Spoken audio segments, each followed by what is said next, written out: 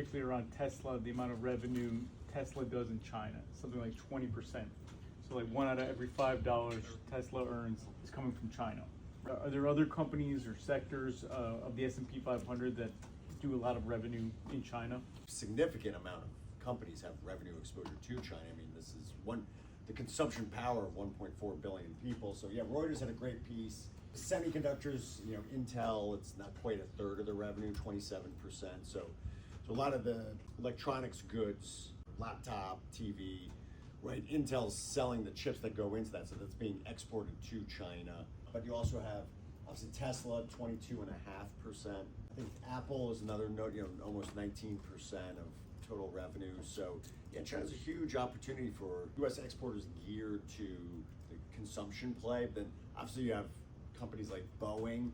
I really don't think Boeing can survive without capitalizing on insatiable demand for airplanes. The part about the definition of trade, it's only something that's put on a plane or a boat. So when manufacturing from a U.S. company takes place in China and it's sold in China, that's not considered trade. That doesn't show up in any trade figure, even though those revenues all come back here to the U.S.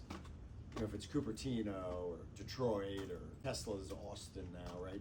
Even though all of those revenues are generated in China, it's not considered part of trade. We think that's a huge miscommunication between the U.S. side and the China side is how they think about that definition of trade. Because if you take all of the goods manufactured in China from U.S. companies sold in China and add that to Chinese exports, there actually is no trade deficit. So, wow. Yeah. So it's a real number. It's significant. That's incredible.